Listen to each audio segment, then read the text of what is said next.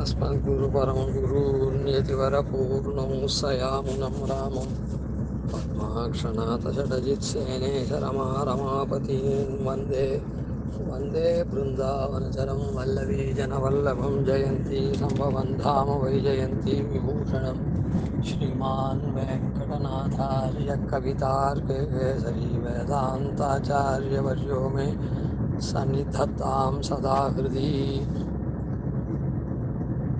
நம்முடைய ஸ்வனிஷ்டை நாம் இருக்க வேண்டிய தன்மை அந்த தன்மையில் இருக்குமா அப்படின்றதுக்காக அடையாளங்களை நாம் என்னென்ன தெரிஞ்சிட்டோம்.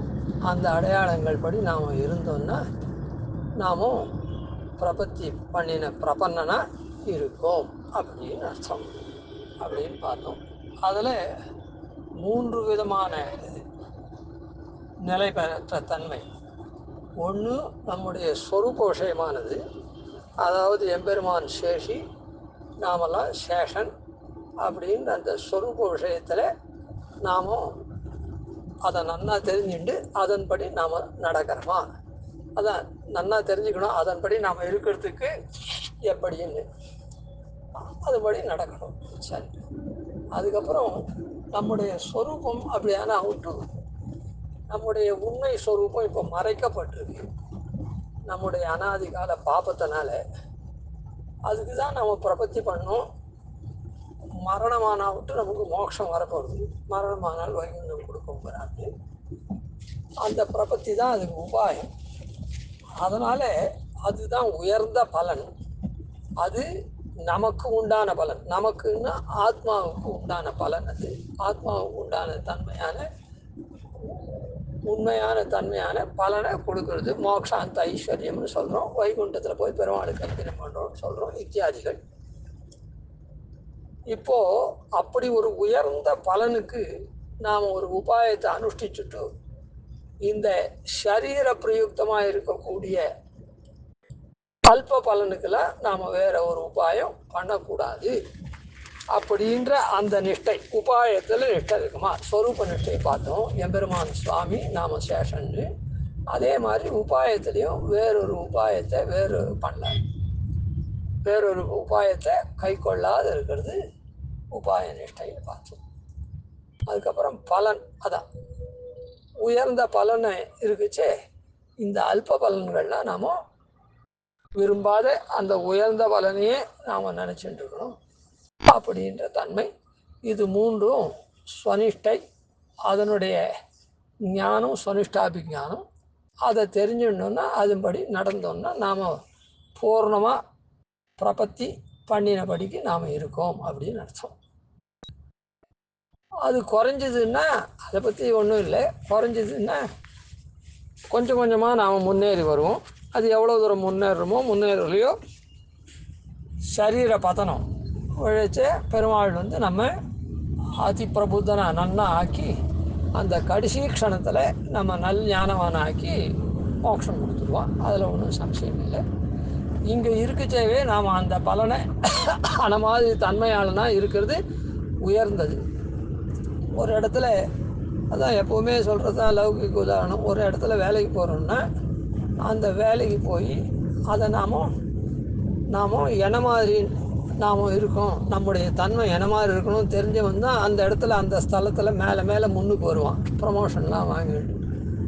அது இல்லாத தன்னை நினச்சிண்டு தன்னுடைய குடும்ப வாழ்க்கையை மாத்திரம் நினச்சிட்டு அங்கே வேலை பண்ணியிருந்தானே அவனுக்கு திட்டமாக தான் எல்லாம் வரும். அது ஆனால் அதனால் அது மாதிரி மோட்சம் கிடைக்காது போயிடாதுன்னு இந்த இடத்துல அவனுக்கு அந்த ரெக்கக்னிஷன்லாம் சொல்கிறோமே ஆன மாதிரி இந்த பிரபத்தி பண்ணின இந்த ஜன்மாவில் அந்த மாதிரி. அதனால் இதுக்கு முன்னே இந்த நிஷ்டையாக நம்ம நிஷ்டா ஞானத்தை உடையவனாக இருந்து அந்த மாதிரி நாம் இருக்கணும்னா முதல்ல நாம் பண்ணின உபாயம் இருக்குதே, அந்த உபாயத்தை தெரிஞ்சுட்டு அந்த உபாயத்தினால நாம் அடைய வேண்டிய உயர்ந்த பலனுக்கு உண்டான காரியத்தை பண்ணிட்டோம். இனிமேட்டு நாம் பண்ண வேண்டிய அம்சம் ஒன்றும் கிடையாது அப்படின்றத தெரிஞ்சுக்கணும். நாம் உயர்ந்த பலனுக்கு உண்டான உபாயத்தை அனுஷ்டிச்சிட்டோம்.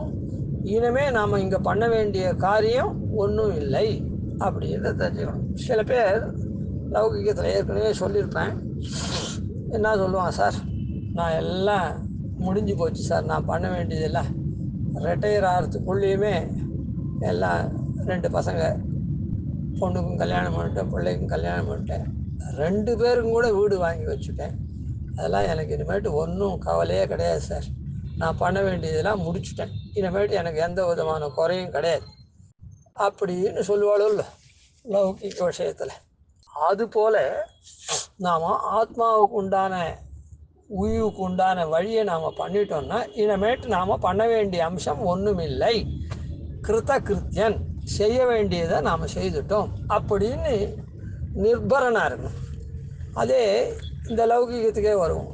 சில பேர் பண்ணலைன்னா, சார் ரிட்டையர் ஆகிறதுக்கு இன்னும் 5 வருஷம்தான் சார் இருக்குது, பையன் இப்போ தான் 10th படிக்கிறான் சார், என்ன தான் டிகிரி படித்தா கூட இன்னும் 5 வருஷம் அவனுக்கு இருக்குது, +2 படிக்கணும், அப்புறம் டிகிரி படிக்கணும், அதுக்குள்ளேயும் நான் ரிட்டையர் ஆகிடுவேன், அவன் எப்படி வேலைக்கு போவான், இதெல்லாம் ரொம்ப இதுவாக இருக்குது சார், ஒன்றும் வீடு வாசல்லாம் இன்னும் வாங்கலை, நிறைய வேலை பெண்டிங் இருக்குது சார் அப்படின்னு கவலைப்படுவான்.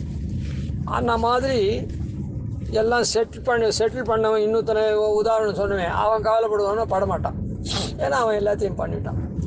அதுபோல் இந்த பிரபத்தியை நாம் பண்ணினதுனால ஆத்மாவுக்கு உண்டான வழி, உய்யும் வகைக்கு உண்டான வழியை பண்ணிட்டதுனால இனிமேட்டு நாம் பண்ணுறதுக்கு எந்த விதமான இதுவும் காரியமும் கிடையாது, எல்லாத்தையும் நாம் முடிச்சிட்டோம் அப்படின்னு நிர்பரனாக இருக்கணும். முதல்ல உதாரணம் சொன்னமே அவனை போல, 2வது உதாரணம் சொன்னவனை போல் ஐயோ நாம் அதை பண்ணணும் இதை பண்ணணும் அப்படின்னு இன்னும் பாக்கி இருக்குது அப்படின்னு நினைக்கக்கூடாது.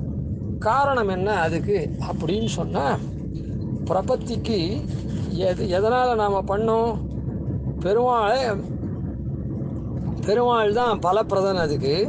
அவன் யார், அவன் சத்திய சங்கல்பனாக இருக்கிற எம்பெருமான், சுதந்திரனாகவும் சத்திய சங்கல்பனாகவும் இருக்கிற எம்பெருமான் என்ன பண்ணியிருக்கான் அப்படின்னு சொன்னால், நீ மாசுச்சஹா அப்படின்னு சொல்கிறான், சோகிக்க வேண்டாம் அப்படின்னு சொல்கிறான். எப்போ பிரபத்தி பண்ணினா விட்டு அவன் சோகிக்க வேண்டாம்னு சொன்னதுனால இனிமேட்டு நமக்கு எந்த விதமான பரமும் இல்லை. பரம் இருக்குதுன்னா நம்ம ஏதோ இன்னும் சில காரியம் பண்ணணும்னு அர்த்தம், கர்த்தவியாம்சம் இன்னும் இருக்குதுன்னு அர்த்தம். அப்படி இல்லை அப்படின்னு இருக்கணும். அதனால் பரநியாசம் பண்ணினதுனால அவன் நம்ம அடைக்கலம் கொண்டவன் மாசுச்சகான்னு சொல்லியிருக்கான், நீ சோகிக்காதேன்னு சொல்லியிருக்கான். அதனால் நாம் எல்லா சோகத்தையும் விட்டுட்டு இருக்கணும், அதனால் எந்த விதமான கர்த்தவியம்சமும் இல்லை அப்படின்றது தெரிஞ்சுக்கணும். அதுக்கப்புறம் நாம் ஏன் சரணாகதி பண்ண இடத்துல அப்படின்னு சொன்னால், மாமேகம் சரணம் வரஜான்னு சொல்லியிருக்கான். அதனால் அவன் என்னை ஒருவனையே சரணடை அப்படின்னு சொன்னான்.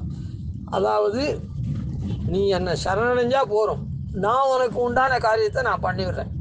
அதாவது என்ன பண்ணுறேன், அகந்த்வா சர்வ பாபேபியோ மோக்ஷயிஷ்யாமி, நான் உன்னுடைய பாப்பம் எல்லாத்தையும் போக்கடிச்சுட்றேன் அப்படின்னு சொல்லியிருக்கான். அதுக்கு மேலே தான் மாசுச்சகான்னு சொல்கிறது.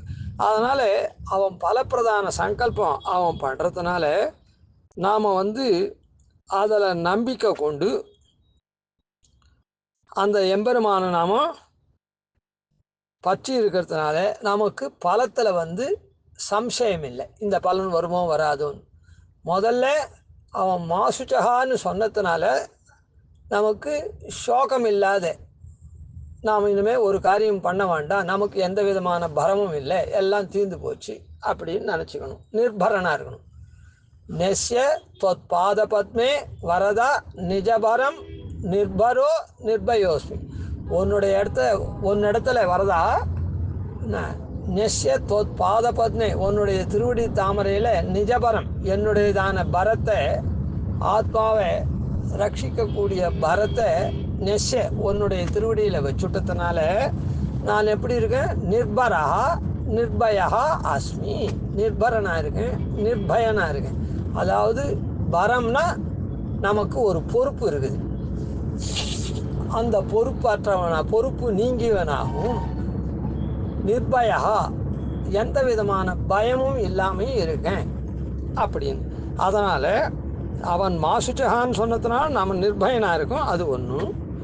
மாமேகம் சரணம் வரஜான்னு சொல்லி அவன் என்ன பண்ணுறான், அப்படி சரணாகதி பண்ண நம்ம அகந்த்வா சர்வ பாபேபியோ மோக்ஷயிஷ்யாமி, நான் எல்லா பாபத்தினின்றும் விடுவிக்க கடவேன் அப்படின்னு பலப்பிரதான சங்கல்பம் பண்ணிட்டதுனால சத்திய சங்கல்பனாக இருக்கக்கூடிய சர்வேஸ்வரனாக இருக்கிற எம்பெருமான் அந்த மாதிரி எல்லா பாபங்களினின்றும் விடுவிக்க கடவேன் அப்படின்னு அவன் சங்கல்பம் பண்ணிட்டதுனால நமக்கு சம்சயம் இல்லை. ஒரு பெரிய மனுஷன் நல்லவனாக இருக்கவன் அவர் இது நீ போ, நாம் ஏதோ ஒரு கல்யாணம் கார்த்திகை அவர் இடத்துல போய் நீ தான் உபகாரம் பண்ணணும் அப்படின்னு சொன்ன, நீ போப்பா நான் கட்டாயம் உனக்கு உபகாரம் பண்ணுறேன் அப்படின்னு சொல்லிட்டா நாம் சந்தேகமே பட வேண்டாம், அதில் அவர் பண்ணிவிடுவார் நிச்சயமாக. அதே ஒரு அல்பங்கிட்ட போய் நாம் இது பண்ணால் உனக்கு கொடுத்தா நீ எப்படியா கொடுப்பேன் ஏதுவா கொடுப்பேன் அப்படி இப்படின்னு நான் 4 கேள்வி கேட்டு நம்ம உனக்கு பாதி கொடுக்குறேன் முக்கால் கொடுக்குறேன் அப்படின்னு சொல்கிற அல்பத்தனமாக இருக்கிறவாளாக்கிட்ட போனோன்னா என்னமோ சொன்னால் பாதி கொடுக்குறேன்னா கிட்ட போச்சே கால் தான் கொடுப்பானோ என்னமோ அப்படின்னு ஒரு சந்தேகமெல்லாம் வரும் நமக்கு. ஆனால் இப்போ ஒரு பெரிய மனுஷனாக இருக்கவன் சொன்ன சொல் தவறாத எப்போவும் நடக்கக்கூடியவர், நல்ல வசதி உள்ளவர், நீ போப்பா நான் உனக்கு பார்த்துக்கிறேன் நீ ஒன்றும் கவலைப்படாத அப்படின்னு சொல்லிட்டாருன்னா நமக்கு அந்த பலத்தில் சம்சயமே இல்லை. அதை போல் இந்த இடத்துல பெருமாள் அகந்தா சர்வ பாபேபியோ மோக்ஷயிஷ்யாமி, எல்லா பாபங்களினின்றும் விடுவிக்க கடவேன் அப்படின்னு சங்கல்பம் பண்ணிட்டதுனால மரணமாகிற சமயத்தில், ஏன்னா நாம் எப்போ கேட்குறோமோ அப்போ தானே அந்த சமயத்தில் ஏத்த தேகாவசானேன்னு கேட்டிருக்கிறதுனால விடுவிக்க கடவேன். சரி, உன்னுடைய சரீரம் முடிவிட்டு எல்லா பாபத்துலேருந்து விடுவிச்சுட்டு மறுபிறவி இல்லாத மோக்ஷயிஷ்யாமி அதுலேருந்து விடுவிக்கிறேன்னு சொல்லிட்டான். அதனால் சம்சயம் இல்லாமல் இருக்கணும். அதனால் இப்போ நாம் நிர்பரனாகவும் நிசம்சயமாகவும் நாம் இருக்கணும். நிர்பயோஸ்மி, அதான் சந்தேகம் இல்லாமல் நிர்பரனாக இருக்கணும். அதனால் நம்ம என்ன பண்ணணும் அப்படின்னு சொன்னால், அந்நிய புருஷார்த்தங்கள் இதர புருஷார்த்தங்களில் காம்பர விடணும் அப்படின்னு தான் கடையற விடணும்னா வாசனை கூட அது வேணும் இது வேணும் அப்படின்ற அந்த வாசனை கூட இருக்கக்கூடாது நமக்கு. ஏன்னா பெருமாள் பிரதான பலன் கொடுக்குறேன்னு சொல்லிட்டான். அதான் பல தடவை சொல்கிற உதாரணம் தான். ஒரு டாக்டர்கிட்ட போகிறான் ஒருத்தன், சுகர்னால காலில் சின்ன ரணம் மாதிரி வந்தது, நகம் எடுக்கணும், அப்புறம் கட்டவரில் எடுக்கணும், கணுக்கால் எடுக்கணும் அப்படின்னா கூட, என்ன சார் இது இன்னும் வாங்கலையே, நீ என்கிட்ட வந்துட்டே இல்லைப்பா நான் பார்த்துக்கிறேன் அப்படின்றான். வரையில் எடுத்துட்டு கட்டைக்கால் கொடுத்து எப்படியோ காப்பாற்றிடுறான். நாம் சந்தேகமே படுறதில்லை அந்த டாக்டர்கிட்ட. அதுபோல் அல்ப பலனா, என்னுடைய காலை வெட்டுறியே டாக்டர், என்னுடைய நகத்தை வெட்டுறியே, என்னுடைய கட்டவரில் வெட்டுறியே, கணுக்கால் வரையில் வெட்டுறியே, என்ன அக்லி ஆக்குறியே அப்படின்னு நான் சொல்கிறான். இல்லை, அதுபோல் நாம் மற்ற புருஷார்த்தங்களில், அதாவது என்னுடைய உடம்பெல்லாம் இந்த மாதிரி ஆகிடுற, கட்டைக்கால் வச்சு நான் கஷ்டப்பட்டு நடவேன் அப்படி இல்லாமல் நொண்டி மாதிரி நான் போனமே அப்படி இல்லாமல் நம்ம சொல்கிறோம். இல்லை, ஆனால் மாதிரி அந்நிய புருஷார்த்தத்தில் கொஞ்சம் கூட வாசனை இல்லாமல் இருக்கணும். அதே மாதிரி காம்பர விட்ட உபாயாந்தரம், அதாவது காம்பரன்னா கொடி இருக்குது, அந்த கொடிக்கெல்லாம் என்ன ஆகுது, அந்த இது இருக்குது கொம்புகள், பூ இருக்குதுன்னா அந்த பூ எதில் இருக்குது, ஒரு காம்பில் தான் இருக்குது. ஒரு பழம் இருக்குதுன்னா ஒரு காம்பில் தான் இருக்குது. அந்த மாதிரி காம்பு போல் இருக்கக்கூடிய எதனா நாம் மோட்சம் போகிறதுக்கு இன்னும் எதனா ஒரு உபாயம் பண்ணுவோமா, கோவிலுக்கு போய் பிரதட்சணம் பண்ணுவோமா, அப்புறம் வழக்கேற்றுவோமா, இல்லை இது சகஸ்ரநாமம் சொல்லுவோமா அப்படின்னு பண்ண வேண்டாம். அதாவது சகஸ்ரநாமம் சொல்கிறது வழக்கேற்றுறது அதெல்லாம் கூடாதுன்னு இப்போ சொல்லலை, மோட்சத்துக்காக வேண்டாம். நாம் மனுஷனாக இருக்கவங்க சாப்பிடணுமா வேண்டாமா, சாப்பிடணும். மோட்சத்துக்காக சரணாகி கொண்டு சாப்பிடாதே இருக்கலாம்னு சொல்ல முடியுமா? அதை போல் நாம் மனுஷனாக இருக்கிறதுக்கு, பெருமாளை சேர்ந்தவனாக இருக்கிறதுக்கு, பெருமாளுக்கு தீபாரோப்பணை, மாலாகரணை, ஆவியர் நிவேதனை, அந்த மாதிரி இது கைங்கரியங்கள்லாம் நாம் பண்ணுறது அது பண்ணணும். அது தவிர பிரபன்னனாக இருக்கிறதுனால நாம் அதை பண்ணணுமே தவிர மனுஷனாக இருந்து பிரபன்னனாக இருக்கிறதுக்காக மோட்சத்துக்காக பண்ண வேண்டிய அவசியம் இல்லை. அதனால் காம்பு போல் இதுவும் தான் கொஞ்சம் உபாயமாக இருக்கட்டுமே. அந்த புஷ்பத்துக்கு அந்த காம்பு இருந்தால் தான் அழகு. காம்பு இல்லைன்னா தொடுக்க முடியாது அந்த புஷ்பத்தை. அதனால் காம்பும் அதுக்கு வேணும். அதுபோல் நாம் மோட்சத்துக்கு தானே பண்ணுவோமா, அது வேணால் பண்ணுமான்னு வேறு உபாயத்தை நாடாமல் இருக்கணும். அந்த மாதிரி அதாவது வேறு புருஷார்த்தத்தில் வாசனை கூட இருக்கக்கூடாது நமக்கு, அது வேணும் இது வேணும்னுட்டு. அதுக்கப்புறம் உபாயம் பண்ணுறதுல இன்னும் கொஞ்சம் அது பண்ணுவோமே இதை பண்ணுவோமே இதுவும் தான் கூட இருக்கட்டுமே, நல்ல போகிற வழிக்கு நல்ல கதியாக இருக்கட்டுமே அப்படின்னு நினைக்கக்கூடாது. அப்படி இருந்து அகிஞ்சனாக இருக்கக்கூடிய நாம் ஒன்றுமே பிரயத்தனப்படாமல் பெரிய நிதியை நாம் பெறக்கூடிய அப்படின்ற எண்ணத்தோடு கூட சந்தோஷமாக வர்த்திக்கணும். இது நிர்பரனாக இருக்கணும், சம்சயம் இல்லாமல் இருக்கணும். நிர்பயோஸ்மி அப்படி. அதனால் வேறு ஒரு உபாயத்தை கை கொள்ளாமல் நாம் பண்ணின உபாயம் எம்பெருமான் சொன்னபடிக்கு சரணம் விரஜா மாமேகம் சரணம் விரஜா அப்படின்னு சொன்னால் அதுபடி நாம் பண்ணியிருக்கோம். அதனால் அவன் என்ன பண்ணுறான், அகன்வா சர்வ பாபேபியோ மோக்ஷயிஷ்யாமின்னு சங்கல்பம் பண்ணிட்டான். அதனால் அது சங்கல்பம் பண்ணது மாத்திரம் இல்லை, மாசுச்சகான்னு நம்ம தேறி இருக்கிறதுக்காக நிசம்சனா இரு அப்படின்னு சொல்லியிருக்கான். அதனால் நிர்பயோஸ்மின்னு இருக்கணும்.